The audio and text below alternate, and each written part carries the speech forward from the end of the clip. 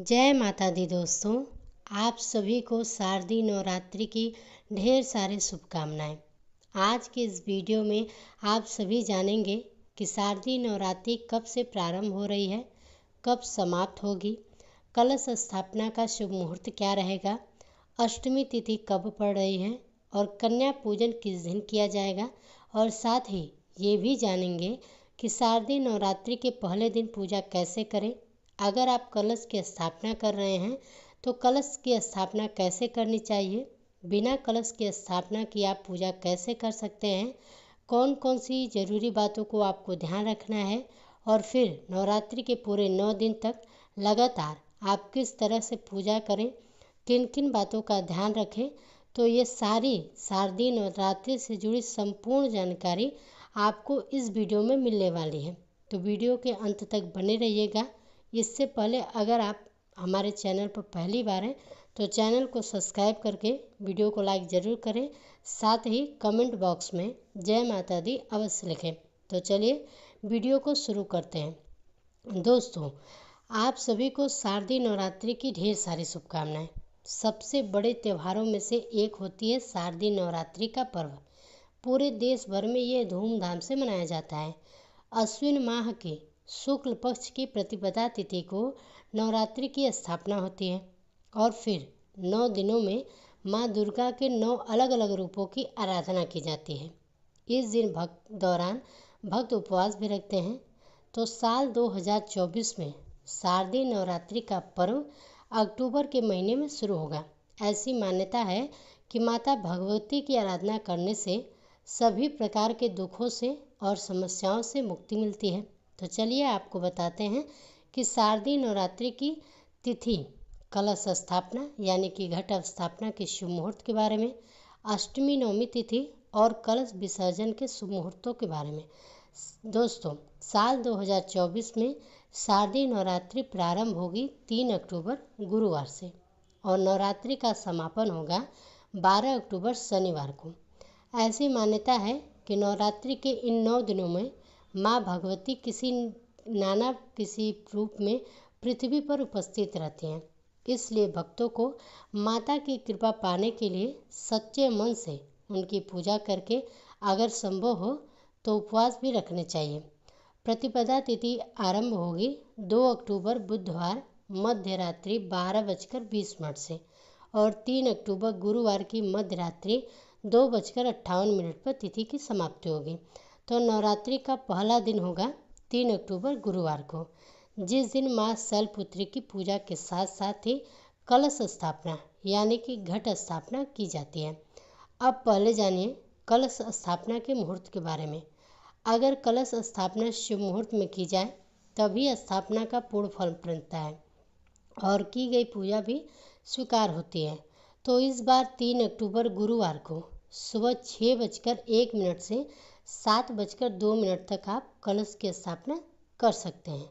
इसके अलावा अभिजीत मुहूर्त भी कलश स्थापना के लिए बहुत शुभ माना जाता है, जो कि सुबह 11:46 से दोपहर 12:33 तक रहेगा। इस बार तिथियों की कोई भी घटक नहीं है। नवरात्रि के 9 रूपों की पूजा करने के लिए आपको पूरे 9 दिनों का समय मिलेगा और 12 अक्टूबर शनिवार को नवरात्रि व्रत का समापन होगा। इसी दिन नवरात्रि व्रत का पारणा, दुर्गा विसर्जन और कलश विसर्जन किया जाएगा। कलश विसर्जन के मुहूर्त के बारे में जानने से पहले जानिए अष्टमी और नवमी तिथि कब से कब तक है। तो अष्टमी तिथि प्रारंभ होगी 10 अक्टूबर गुरुवार दोपहर 12:03 से और 11 अक्टूबर शुक्रवार की दोपहर 12:07 पर इस तिथि की समाप्ति होगी।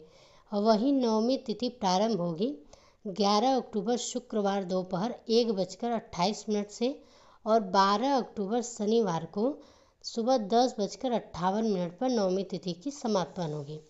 दसवीं तिथि, जिसे कि विजयादशमी के रूप में मनाया जाता है, वो 12 अक्टूबर शनिवार को सुबह 10:05 से प्रारंभ होगी और 13 अक्टूबर रविवार की सुबह 9:09 तक रहेगी।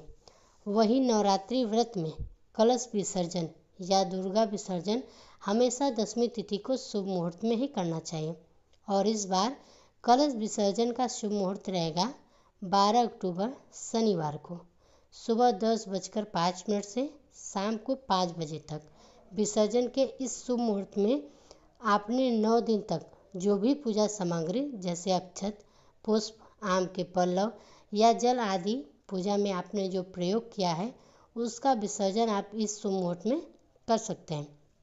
तो दोस्तों, अब ये जान लेते हैं कि नवरात्रि के पहले दिन की पूजा कैसी करनी है। देखिए, नवरात्रि के पहले दिन की पूजा में आपको अधिक समय लगेगा, क्योंकि इस दिन हमें कलश की स्थापना करनी होती है। जो भी आवश्यक पूजन सामग्री हो उसे आप पहले से ही तैयार करके रख लें, ताकि आपको वो पूजा में बार बार उठना ना पड़े या किसी भी सामग्री के लिए परेशान ना होना पड़े। तो सबसे पहले हम स्नान करके घर में गंगा जल छिड़क कर शुद्ध कर लेंगे। अब उत्तर या पूर्व दिशा की ओर मुख करके हम पूजा की तैयारी करेंगे। पूजा करने के लिए एक चौकी की स्थापना करनी होती है। जहाँ पर आप चौकी रख रहे हैं उस जगह को आप गंगा जल छिड़क कर शुद्ध कर लें। गाय के गोबर से भी आप लिख सकते हैं या गेरू आदि से भी आप वहाँ पर सुंदर रंगोली बना सकते हैं, सुंदर मंडप सजा सकते हैं और फिर वहाँ पर चौकी रखें। चौकी के ऊपर लाल या पीला वस्त्र बिछाएं और आज के दिन जो कलश की स्थापना की जाती है उसके लिए आप तांबे या किसी भी धातु का या मिट्टी का लोटा, मिट्टी का कलश इस्तेमाल कर सकते हैं। यदि आप मिट्टी के कोई भी पात्र यूज कर रहे हैं, जैसे कि मिट्टी का कलश, मिट्टी का दीपक, तो अंतिम दिन मिट्टी वाली जो भी चीज़ें हैं, जो भी सामग्री है, उनका विसर्जन जरूर कर देना चाहिए। सबसे पहले चौकी पर अक्षत का आसन बिछाकर अष्टदल कमल बनाना है। हम उसके बाद ऊपर कलश की स्थापना करेंगे। तो जिस भी कलश की स्थापना आप करने वाले हैं उसके कंठ पर आप मौली यानी कि कलावा 3 बार लपेट लें। कलश के ऊपर स्वास्तिक बना लें या 16 बिंदिया आप टीके की सिंदूर भी लगा सकते हैं, रोली भी लगा सकते हैं। अब जो आसन आपने कलश के लिए लिया है उस आसन पर उस लेटो को रखकर कलश को आपको रख देना है। उसमें शुद्ध जल भरें। जल भरते समय गंगा, यमुना सहित सभी पवित्र नदियों का स्मरण करें और उसमें शुद्ध जल, गंगा जल मिलाकर डालें। अक्षत, हल्दी की गांठ, एक सिक्का, लौंग का जोड़ा, इलायची आपको कलश के अंदर डालनी है। कलश के ऊपर रखने के लिए आम के पत्ते, अगर यह ना मिले तो आप पान के पत्ते भी रख सकते हैं। 5, 7, 9, 11 की संख्या में भी आप यह पत्ते कलश के ऊपर लगाएं। ध्यान रखें कि पत्ते साफ हो, कटे फटे या बासी ना हो। अब इस कलश के ऊपर अक्षत या फिर गेहूं से भरी एक कटोरी रखें और उसके ऊपर आपको पानी वाला नारियल भी स्थापित करना होता है। जटा वाला नारियल यानी पानी वाला नारियल, जिसे आप अच्छे से चेक जरूर कर लीजिएगा ताकि इसमें पानी सूखा हुआ ना हो, नारियल स्थापित ना करें। अब उस नारियल पर आपको एक लाल चुनरी जिसे कलावे से लपेट कर रखना है। कलश के ऊपर रखने वाले नारियल की पूजा आपको करनी होती है। नारियल पर आप तिलक लगाएं, हाथ जोड़कर माता रानी से प्रार्थना करें कि आपके द्वारा की गई कलश स्थापना को माता रानी स्वीकार करें और फिर जो भी नारियल है उसे कलश के ऊपर रख देना चाहिए। ध्यान रखें कि कलश के ऊपर जो नारियल आप रखते हैं उसे लिटा कर रखना है, सीधा खड़ा करके नहीं रखना चाहिए। आपको नारियल किस तरह से रखना है इस बात को अभी आपको ध्यान जरूर रखना है। नारियल का जो मुख है वो पूजा करने वाले व्यक्ति की तरफ हो, यानी कि जिस तरफ नारियल के पेड़ की टहनी से जुड़ा हुआ होता है वह मुख आपके खुद की तरफ होना चाहिए। कभी भी नारियल का मुख कलश के नीचे की तरफ नहीं होना चाहिए। कलश पर विधि विधान से और सहित नियमों से नारियल रखने और कलश स्थापना करने से ही पूजा सफल होती है। कलश की स्थापना हमेशा माँ भगवती की दाहिनी तरफ करनी चाहिए, यानी कि जब आप पूजा करेंगे तो आपका बायां साइड कलश के स्थापना करने के बाद हम हाथ जोड़कर कलश में वास करने वाले सभी देवी देवताओं, सभी पवित्र नदियों को प्रणाम करेंगे। अब क्योंकि बिना गणेश भगवान की पूजा के कोई भी पूजा सफल नहीं होती है, तो सबसे पहले भगवान गणेश की पूजा की जाती है। तो अगर आपके पास भगवान गणेश की प्रतिमा है या तस्वीर है तो आप उनकी स्थापना करें, नहीं तो आप एक सुपारी में मौली लपेटकर उन्हें गणेश भगवान का रूप मानकर उनकी पूजा कर सकते हैं, यानी कि उनकी स्थापना कर सकते हैं। चौकी पर थोड़ा सा अक्षत का आसन देकर सुपारी की स्थापना करें। अब माता दुर्गा की जो भी प्रतिमा या तस्वीर आपके पास है तो आप उनकी स्थापना करें। माँ के जो भी प्रतिमा तस्वीर है उन्हें खाली या डायरेक्ट चौकी पर नहीं रखनी चाहिए। आप थोड़े पुष्प या फिर अक्षत का आसन देकर मूर्ति को विराजित करें। अब सबसे पहले गणेश भगवान जी को स्नान कराकर उन्हें तिलक लगाएं, जनेऊ अर्पित करें, दुर्वा अर्पित करें और माता दुर्गा की प्रतिमा को, आप यदि प्रतिमा है धातु की तो आप उसे स्नान कराएं। मिट्टी की प्रतिमा है तो गंगा जल का छींटा देकर स्नान का भाव करें या फिर माता रानी को तिलक लगाएं। श्रृंगार की सामग्री अर्पित करें, पुष्पों से श्रृंगार करें। माता रानी को मौसमी पुष्प अर्पित करें। सुहाग की सामग्री में आप लाल चुंदरी, सिंदूर या फिर चूड़ी, बिंदी, जो भी आप श्रृंगार की सामग्री अर्पित करना चाहती हो, माता रानी को प्रेम से अर्पण करें।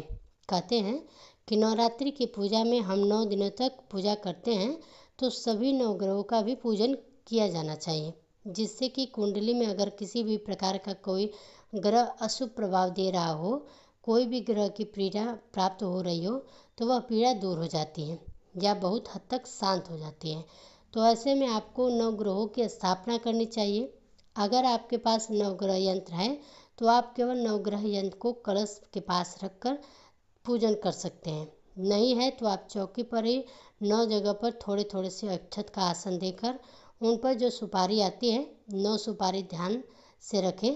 सुपारी सही होनी चाहिए, खंडित नहीं होनी चाहिए और उन सुपारी पर आपको अक्षत लगाने हैं, उन पर विराजित करना है। सुपारी वाला नवग्रह स्रोत या नवग्रह मंत्र का भी आप जाप करना है।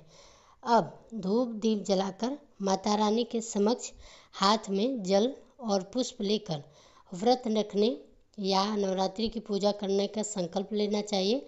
श्री दुर्गा सप्तशती का पाठ यदि आप प्रारंभ करना चाहते हैं तो आप पाठ करने का भी संकल्प लेना चाहिए। किस तरह का फलाहार आप इन व्रतों में ग्रहण करना चाहते हैं, नवरात्रि के कितने व्रत आप रखना चाहते हैं। कुछ लोग पहला और आखिरी व्रत रखते हैं, कुछ लोग सभी 9 दिनों के उपवास रखते हैं। तो आप जिस भी तरह की जो भी आपकी श्रद्धा हो, आपकी सामर्थ्य हो, उसके अनुसार आपको संकल्प लेना चाहिए। किस तरह का फलाहार आप करना चाहते हैं तो आप उसका भी संकल्प आपको पहले दिन ही ले लेना चाहिए और फिर 9 दिनों तक लगातार उन्हीं बातों का और उन्हीं नियमों का पालन करना चाहिए। वहीं बहुत से लोग 9 दिनों तक अखंड ज्योत जलाकर भी रखते हैं, तो पहले दिन ही आपको अखंड ज्योत जला लेनी है। अखंड ज्योत यदि आप 9 दिन तक ना जला पाएँ और 24 घंटे तक ही जलाना का आपका मन हो, आपकी श्रद्धा है, तो आप केवल 24 घंटे जलाने का ही संकल्प ले सकते हैं और इस प्रकार से आप पहले दिन की पूजा शुरू कर सकते हैं। पहले दिन की पूजा में थोड़ा समय ज़्यादा लगता है, तो ध्यान रखें कि आपको जो भी ज़रूरी काम है वो पहले ही निपटा कर रख लेने चाहिए, ताकि आप पूजा में आपका मन बराबर बेचैन ना हो या आपको किसी बात की कोई भी जल्दीबाजी ना हो। पूजा हमेशा असफल रहती है अगर आप जल्दीबाजी में पूजा करते हैं। अब आपने अगर अखंड ज्योत जलाकर रखी है तो ध्यान रखें उस दीपक को आपको हिलाना नहीं है। जिस जगह पर आपने एक बार स्थापित कर दिया उसी जगह पर आपको रखे रहना है और जो आरती आप करते हैं उसके लिए आपको अलग से एक दीपक जलाना चाहिए या कपूर जलाकर भी आप आरती कर सकते हैं। बिना कथा के व्रत अधूरा माना जाता है। अगर आप व्रत नहीं भी रख रहे हैं तब भी आपको माता भगवती के सभी 9 रूपों की कथाएं हर दिन सुननी चाहिए। अब माँ शैलपुत्री के मंत्रों का जाप करके माता शैलपुत्री की कथा का श्रवण करने के बाद कपूर जलाकर आरती करनी चाहिए और हमेशा भोग आरती करने के बाद ही लगानी चाहिए। वैसे तो नवरात्रि के पूरे 9 दिन माँ दुर्गा या भगवती के अलग अलग भोग लगाया जाता है। अगर आपको इस बात की जानकारी ना हो या फिर आपके पास ऐसी सामग्री ना हो किसी कारण से, तो आप हर दिन लौंग, इलायची और पान का भोग और दूध या दूध से बनी मिठाई का भोग भी या मिश्री का भी भोग भी आप माता रानी को अर्पित कर सकते हैं। मन में यदि श्रद्धा हो तो माता रानी हर अभाव को स्वीकार करके जो भी आपने उन्हें प्रेम से समर्पित किया है उसे स्वीकार कर लेती हैं। इसके लिए आपको नवरात्रि के हर दिन, यदि आपके पास छोटा हवन कुंड है तो हवन कुंड में नहीं तो आप मिट्टी का एक बड़ा सा दिया ले सकते हैं, उसमें अंग्यारी करनी चाहिए। अंग्यारी करने के लिए गाय के गोबर का उपला आपको चाहिए। रोज़ थोड़ा थोड़ा सा छोटा सा उपला तोड़कर उसे आप अच्छे से सुलगा लें और उसके ऊपर थोड़ी सी हवन सामग्री डालकर, कपूर डालकर, लौंग का एक जोड़ा घी में डुबोकर उस जलते हुए उपले में डालें। और जो भी भोग आपने माता रानी को अर्पित किया है, चाहे वह मिठाई हो या फिर मिश्री हो, उन्हें आप उसमें जलते हुए उपले में रखें। इस तरह से अग्नि देवता के माध्यम से माता रानी आपका भोग स्वीकार कर लेती हैं और भोग अर्पित करने के बाद जल का छींटा उस अग्नि कुंड के चारों ओर, या जो आपने मिट्टी का दिया है उसके चारों ओर आपको थोड़ा थोड़ा जल जरूर छिड़क देना चाहिए। हाथ जोड़कर सबसे अंत में सच्चे मन से क्षमा याचना करनी चाहिए, ताकि पूजा पाठ में किसी तरह की कोई भी गलती हो गई हो, कुछ कमी, कुछ अधिक हो गया हो, तो उसके लिए माता भगवती आपको क्षमा कर सके। इस तरह से सुबह की पूजा की जाती है। दिन भर उपवास रखने के बाद शाम को एक बार फिर से विधि विधान से पूजा करनी चाहिए। यदि सुबह आपके पास दुर्गा सप्तशती पढ़ने का समय है तो सुबह पढ़ सकते हैं, नहीं तो आप शाम को भी पढ़ सकते हैं। अब बात करते हैं कि शाम की पूजा कैसे करनी चाहिए। तो देखिए, शाम की पूजा में आप स्नान कर लें। यदि ऐसा संभव ना हो तो आप वस्त्र आपने जो दिन भर पहने हैं उन्हें चेंज कर लें और साफ सुथरे वस्त्र धारण करके आप धूप दीप जलाकर माता रानी को शाम की पूजा में भोग लगाएं, आरती करें। और यदि समय है तो आप शाम के समय भी माता शैलपुत्री की जैसे पहले दिन की कथा पढ़ी जाती है, उसी तरह शाम के समय भी कथा पढ़ी या सुनी सकते हैं। और हर दिन की कथा आप शाम के समय रोज़ सुन सकते हैं। और अगर आपके पास समय नहीं है तो आप शाम की पूजा में केवल धूप दीप जलाकर माता रानी की आरती करके जो भी फलाहार आपने अपने लिए बनाया है उसे पहले माता रानी को अर्पित करके फिर प्रसाद के रूप में ग्रहण कर सकते हैं। हमेशा शाम के समय फलाहार ग्रहण करने से पहले फलाहार का एक हिस्सा गौ माता के लिए, या फिर अगर आपके घर में कोई छोटी कन्या है, आपके आसपास कोई छोटी कन्या है, तो आप उन्हें देने के बाद ही प्रसाद ग्रहण किया करें। इस तरह से आप पहले दिन की पूजा कर लेते हैं या फिर उसके बाद 9 दिन तक लगातार आपको इसी तरह विधि विधान से पूजा करनी है। पूजा विधि लगभग एक ही तरह की होती है। भोग आपको अलग अलग अर्पित करना होता है। यदि भोग आप हर दिन अलग अलग तरह का नहीं अर्पित कर पाते तो जैसा मैंने आपको बताया वो भी आप कर सकते हैं। ध्यान रखें कि सुबह और शाम आपको पूजा जरूर करनी चाहिए। इस तरीके से आप नवरात्रि की पूजा करके अपने व्रतों का सफल बना सकते हैं। वैसे तो नवरात्रि की पूजा में कलश की स्थापना करनी ही चाहिए, और अगर ऐसा नहीं कर पाते हैं तो बिना कलश की स्थापना के भी आप पूजा कर सकते हैं। यह थी आज की वीडियो। नवरात्रि के दिनों में अगर पीरियड्स हो जाएं तो व्रत कैसे रखें, पूजा कैसे करें और कलश की स्थापना कैसे की जाती है, या नवरात्रि से जुड़े जो भी प्रश्न आपके मन में हैं, यदि आप उस बारे में जानना चाहती हैं तो आप हमारे चैनल पर आने वाली वीडियोस को देख सकती हैं। तथा अगर वीडियो आज की पसंद आई हो तो एक लाइक जरूर कीजिएगा तथा कमेंट बॉक्स में जय माता रानी अवश्य लिखिए। साथ ही हमारे चैनल पर अगर पहली बार हैं तो चैनल को सब्सक्राइब जरूर करें।